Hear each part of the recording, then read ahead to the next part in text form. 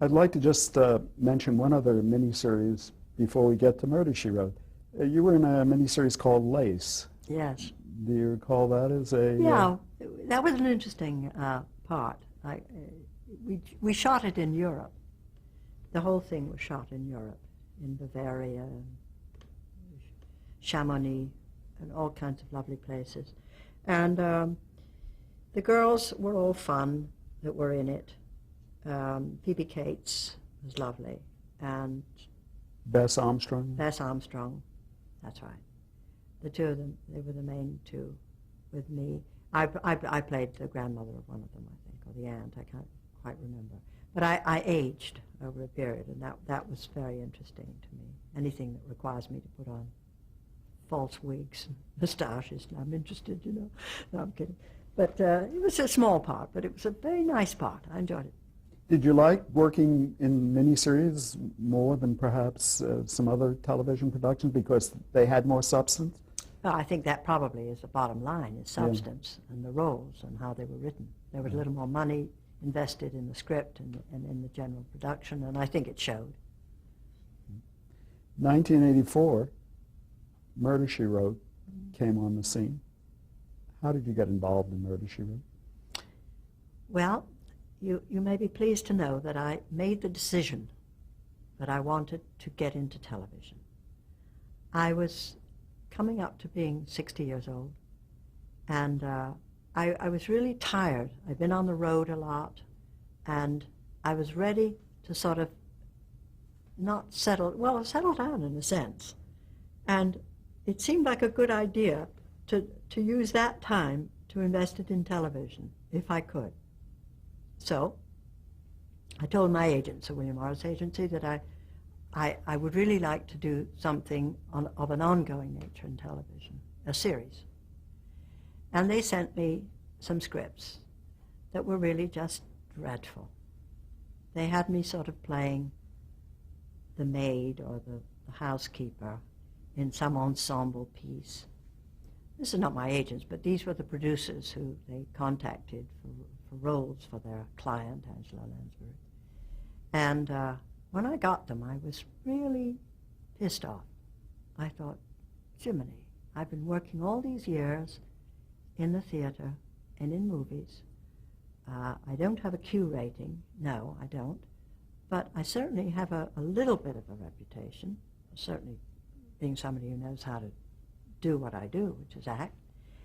And I sent them back and I said, do you mean to tell me that I've been working in the theater, getting 10% of the gross and keeping the curtain up for 15 years in New York, and you're going to offer, is that what you call a television opportunity for me at my age? Well, they thought again. And within about a week's time, that fast, I got 2 scripts in the mail. One of them was Murder, She Wrote, and the other was from, you're going to have to help me out here. What's the name of the producer who produced Maude? Norman Lear. Norman Lear. It was from Norman Lear, and it was for a series, a sitcom, to do with Charles Durning.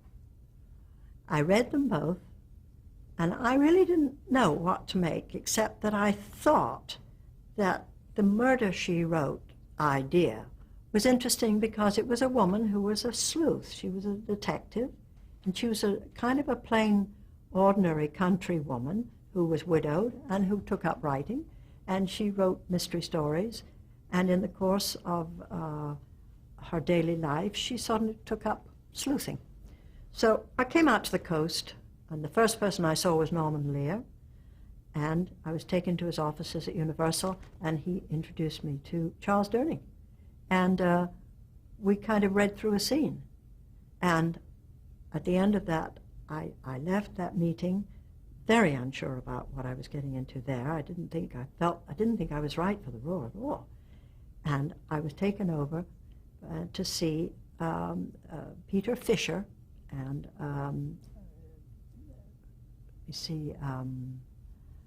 Harvey Shepherd.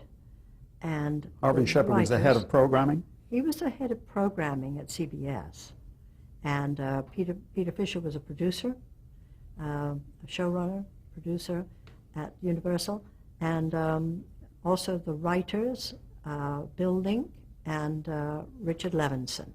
They were all there in the meeting. And I walk into the room, and they're very, very nice and charming to me, and they say, we hear that you like our script. Can we talk to you about it, and what our aims are, how we want to develop it, how we see it down the road? This is Peter Fisher. He'll be writing with his crew of writers, and et cetera, et cetera. Well, after the interview, obviously, they had decided that they liked yours truly, that they felt I'd be right for this role of this woman called Jessica Fletcher. And I went home. I went back to New York. And before I even left, I have to say that as far as I was concerned, there was no contest. This lady, Mrs. Fletcher, was the one that I felt that I could bring something to. So I went back to New York where Peter was, and I said, I think this is the one I should go for. So I called them up, called my agents, and said, if they want me, I would like you to make a deal for me to make the pilot for Murder, She Wrote. And that's how it all began. Wasn't this, you mentioned that you had passed your 60th birthday. Isn't that a very critical time for an actress? Broadway, television, motion pictures are not notably kind to middle-aged actresses. They're much kinder to middle-aged actors than actresses. Oh, absolutely. Yeah. No. But I've never thought in terms of age where I was concerned. I never allowed it to interfere with any aims or any ambition I had to do a certain thing. I just didn't, to this day, I really don't, you know. And you could say, well, she's over the hill or she's this or that, but I never sort of seen it. And when I was very young, I didn't think of myself as being too young to play 35, and so on. So, you know, I just never thought in terms of being any age. I was just always the part if I wanted to play it. It was not a barrier to you. No. Now, a lot has been written about Murder, She Wrote, and some of the things that were written about the early, the genesis of Murder, She Wrote, say that Jean Stapleton was offered the role originally. Is that true? Yes, absolutely true. Yeah. And she considered it very seriously, but she wrote very, very well about it. I can't quote her exactly, but she never saw herself in that part. It wasn't right for her at that time. I believe her husband had died. Yes, that's what I had heard. Yeah, and she just wasn't ready to immerse herself in this big job of work. And she was nice enough to say that she felt that they made a very good choice with me. And she seconded it, and thank goodness, bless her heart, that she gave it up, because otherwise I never would have had the opportunity. I can't imagine ever finding a role that was more fitting for me to take on at that age, at that time of my life. Were you at all put out that you were not the first choice? Not at all, not for a second. Heavens no. And it's not the first time that you were not the first choice. Certainly not. No.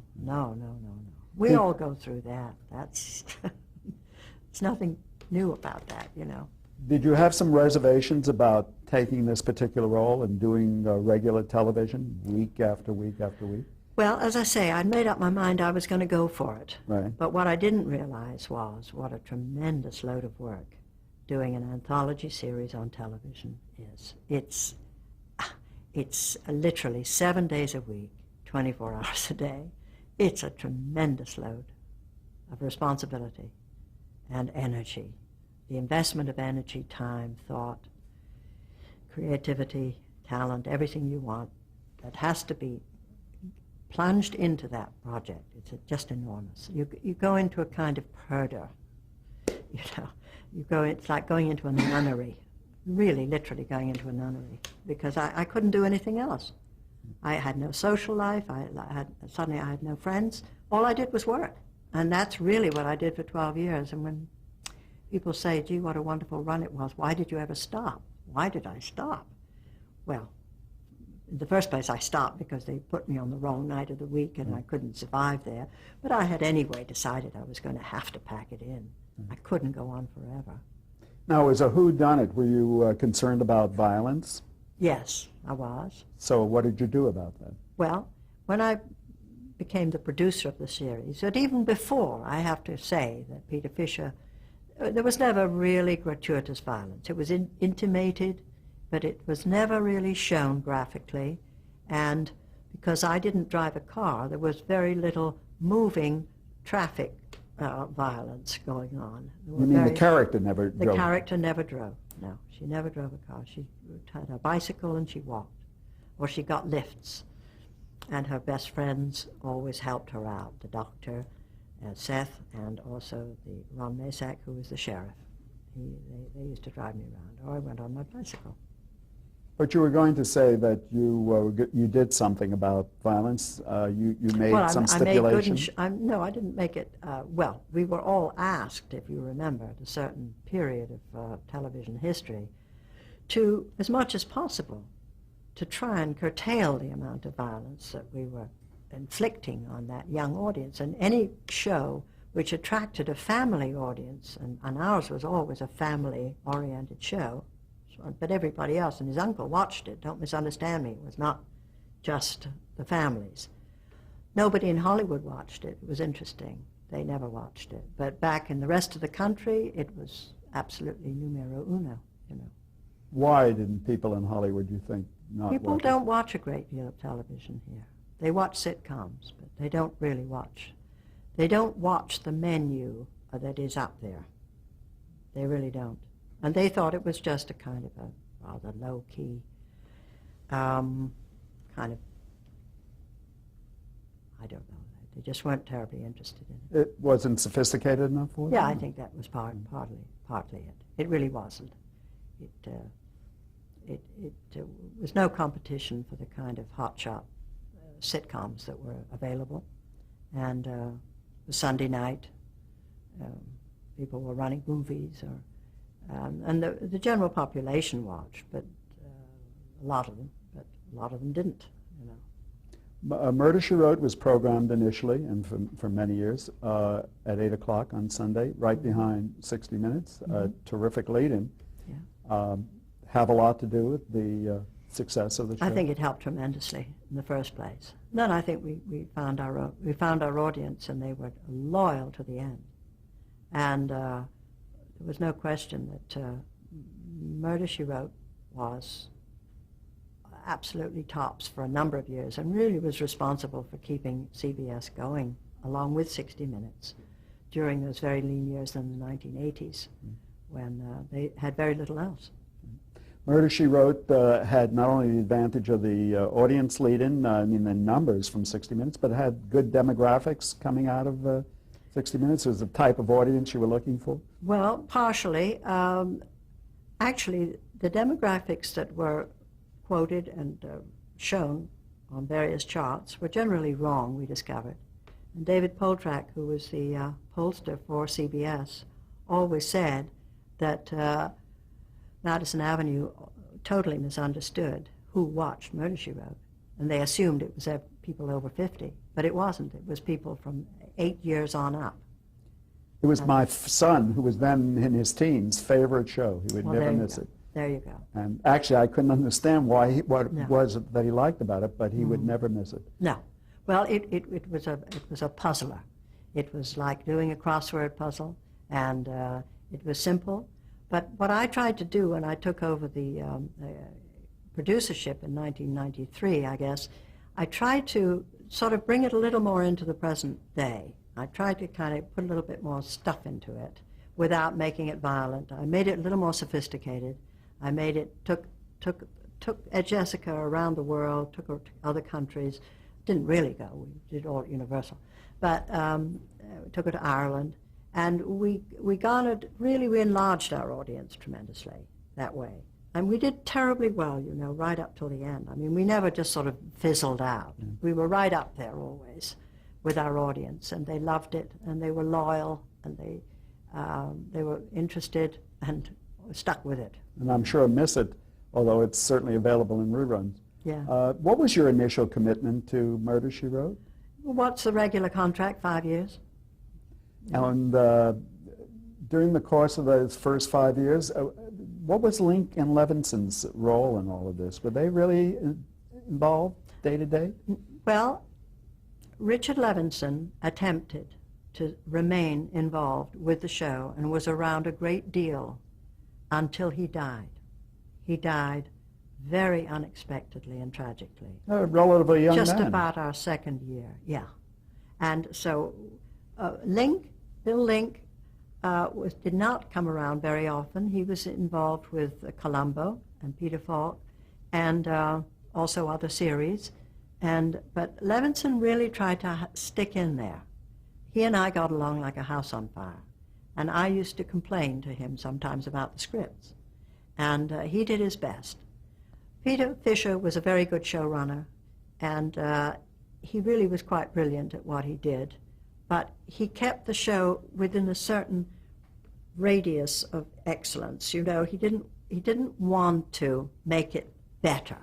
His adage was, if there's nothing wrong with it, don't fix it. I always wanted to make it better. I wanted to make it appeal to more people and to enlarge our audience even more. But I was unable to do that until I got on board, and he resigned after 7 years. He said, I've scraped the bottom of the barrel, I can't come up with another idea. Let me tell you, writing those scripts is not the easiest thing in the world. It's a very, very tough thing to write an hour show. A closed-end mystery is no easy matter. 2-hour closed-end mystery is even harder. Let me just ask you briefly about some of the people you worked with. First, some of the people in the cast, the regulars in the cast. Tom Bosley was a regular? Tom Bosley was the first sheriff. Ron Masak was the second sheriff. William Wyndham, my dear friend, played Seth Hazlitt, the doctor, my good friend in the series. Those were the only ones who were always. Claude Aiken. Claude Aiken, briefly. Yeah. Briefly. Now, were these people you worked with previously, for the most part? And had you worked with Tom Bosley previously? No. Actually, yes. We were in a movie together with Peter Sellers.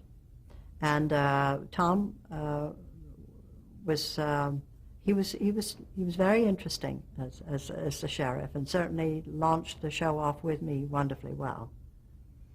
In fact, I think one of the most underrated parts of television production, motion picture production, is the casting. It's crucial, isn't it?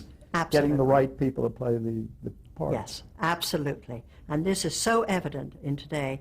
I think we were reading in the paper this morning out of, I don't know how many new shows that went on last year, out of, I guess, 60 some odd, 6 survived. 6, yes. And it's all has to do with casting. It's all casting. And we're not talking only about the star. No. It's all the way down the line. It's like that boy in, Shoot Me. What's it called? He's so good. Yeah. And yet he was a small role when the show first started. Now he's the big star of the show because he's so good. He's so funny. He's riveting. Look at him. He's funny. Did you work with a regular group of directors? Yes, I did. Who were some of them? Well, Walter Grauman was one. Vincent McAvity. My favorite director was my son Anthony Shaw, and he did some of the great shows that we did during the last 5 years. He came on board really about, well, he worked for Peter Fisher, so he got his first chance with Peter Fisher about 1987. And he worked right through with me to the very, very end, and I loved working with him. He's an awfully good director.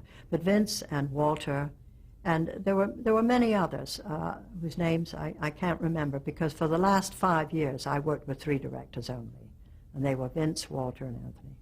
What about writers? Was there a regular staff of writers? Yes, we had a regular staff up until the end. Yes. Some of those names. Robert Swanson, Robert Van Scoik. Help me out here, Peter. Trying to think of the other writers. There are several writers who would come in and go out. But the regulars were Bob Swanson and Van Scoik. And of course, also, again, crucial to the success of a series. Mm-hmm. What happened at the Oh, end? absolutely. Yeah. Oh, the person I'm forgetting, of course, is my brother Bruce, who was really our showrunner and writer, editor, and writer of many of our shows at the end during the last 5 years. He had a long career prior to that. Oh, yes. He'd been vice president of Paramount Television and also at CBS, VP of CBS, and did Mission Impossible, The Wonder Woman. You know, he'd done a tremendous amount of television, and he absolutely helped us enormously when Peter Fisher left. Before Peter Fisher left, at the end of your 5-year contract, what happened then? Were you going to leave the series? Yes, I was. Yes, absolutely. I almost left the series way at the beginning. I said, I can't work this way. I'm exhausted, you know. And that was when we went from a 7-day shoot to an 8-day shoot, which many of the other anthology series followed suit. And Universal Studios had a fit. They said, we can't do that. It's not done. You shoot an hour show in 7 days. I said, well, I can't do it. And I'll get a doctor's certificate to attest that I can't. I just simply can't do it. So they gave me the 8 days. But at the end of the 5 years? But at the end of 5 years, I got to tell you, as an actress, I was ready to throw in the sponge. But as I've always said, you know, when you're involved in a very, very successful show, which is really riding the crest, you can't walk away. It's very, very hard. And I wasn't about to walk away. But I didn't. But I managed to, I was very well represented by my agents and by my son David. And they made a deal which made it much more worthwhile for me to continue. And I had a sort of a dream deal, and I continued. What was the key element in this dream deal? Well, money was very, very, very important, let's face it. And that was about it, really. We just had to shoot 8 days. I mean, there were no other perks other than that. Did the deal offer you creative input? Not after 5 years, no. Certainly did not. I always think that people in your position heading a series, I don't know how many people were involved in that production, but their livelihood depends on you.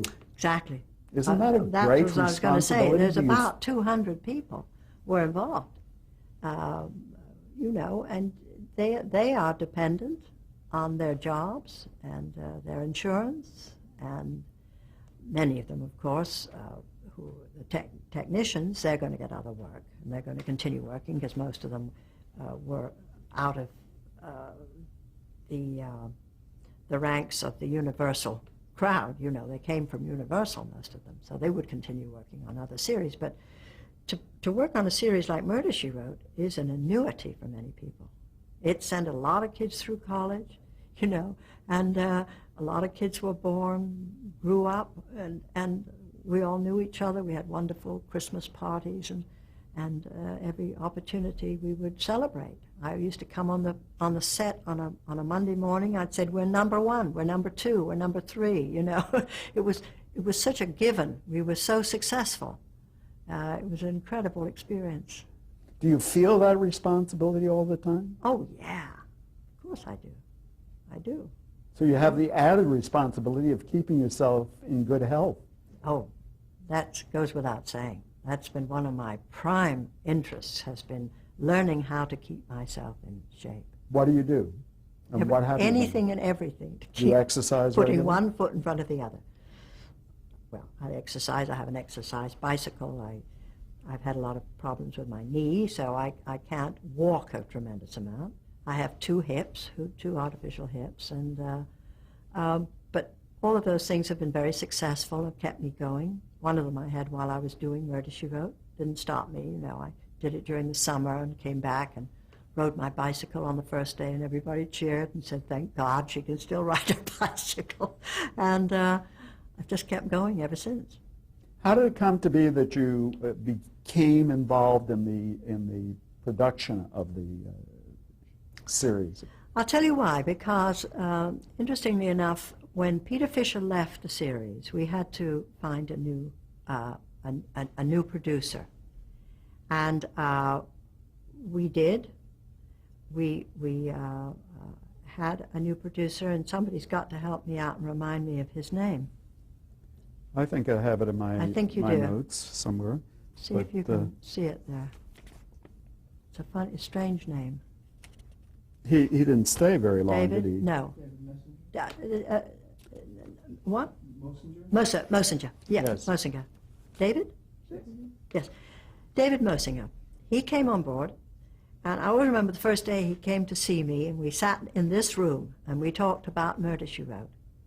And we talked about how I wanted to get Jessica Fletcher out of Cabot Cove. I wanted to get her to New York. I wanted to open up her horizon. Every show had always started out in Cabot Cove.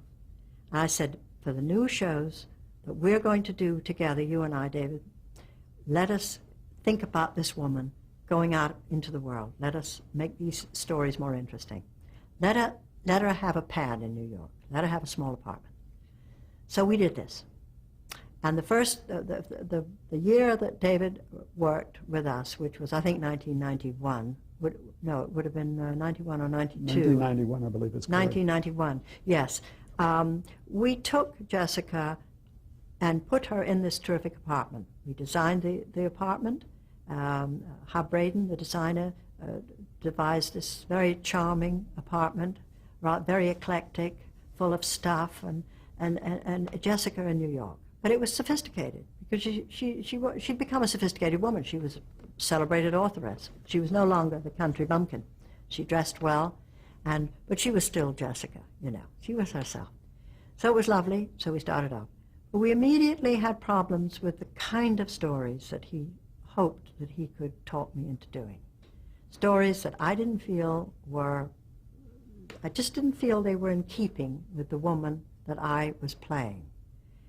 There were kind of stories involved. They were a bit soap-sudsy, I felt, and they just didn't have the quality, the literary quality that I wanted for the scripts to have.